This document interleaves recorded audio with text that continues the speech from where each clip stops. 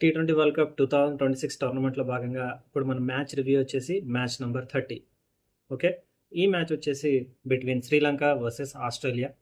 Match venue వచ్చేసి శ్రీలంకలోనే match జరిగింది కొలంబో స్టేడియంలో. టాస్ విషయానికొస్తే మాత్రం ఇన్ కేస్ మీరు నా ముందు వీడియో చూస్తుంటే అందులో చెప్పిందే ఇందులో కూడా చెప్తున్నా. టాస్ గురించి అయితే నాకు అంతకు తెలీదు. But I guess Sri Lanka toss గెలిచి ఆస్ట్రేలియా వాళ్ళని బ్యాటింగ్ చేయమని ఉంటుంది. శ్రీలంక వాళ్ళు మేము ఫస్ట్ ఫీల్డింగ్ చేస్తామని చెప్పేసి అని ఉంటారు. ఇక అందుకోసమే ఫస్ట్ ఆస్ట్రేలియా బ్యాటింగ్ వచ్చింది. ఆస్ట్రేలియా బ్యాటింగ్ విషయానికి వస్తే వాళ్ళు 20 ఓవర్స్కి గాను 180 స్కోర్ చేసి వాళ్ళు ఆల్అవుట్ అయిపోయారు. లైక్ 19.5 అప్పటి వరకు వాళ్ళకు ఒక వికెట్ ఉంది. బట్ లాస్ట్ వరకు కూడా వాళ్ళు ఒక వికెట్ ఉండే దాన్ని కాపాడుకుంటే బెటర్. బట్ ఆల్అవుట్ అయిపోయారు. ఒక రన్ వస్తే అది హెల్ప్ అవుతుందేమో అని చెప్పేసి. But 180 score good టార్గెటే.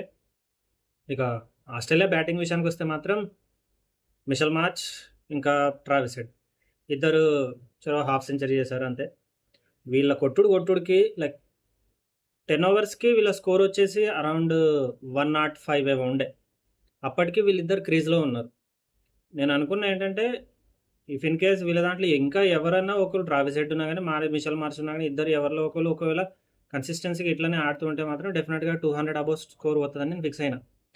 But unfortunately ఇద్దరు అవుట్ అయిపోయారు. ఇక నెక్స్ట్ వచ్చిన బ్యాటర్స్ కూడా కరెక్ట్ బ్యాటింగ్ అనేది సరిగ్గా చేయలేదు. ఇక అంతంతగానే ఉండే లైక్ వస్తున్నారు వెళ్తున్నారు అంతే. కరెక్ట్ పార్ట్నర్షిప్ అనేది బిల్డ్ అవ్వలేదు వీళ్ళు చేసినట్టు. మధ్యలో ఐ థింక్ మన మ్యాక్స్వెల్ది క్యాచ్ ఒకటి ఉంటుంది. మనకు ఫీల్డర్ శ్రీలంక ఫీల్డర్ పసున్ నిశంక అనుకుంటా ఏమన్నా క్యాచ్ పెట్టిండా. ఆ క్యాచ్ మాత్రం ఇఫ్ ఇన్ కేస్ మీరు చూడకపోయి ఉంటే మాత్రం చూడండి. Best catch.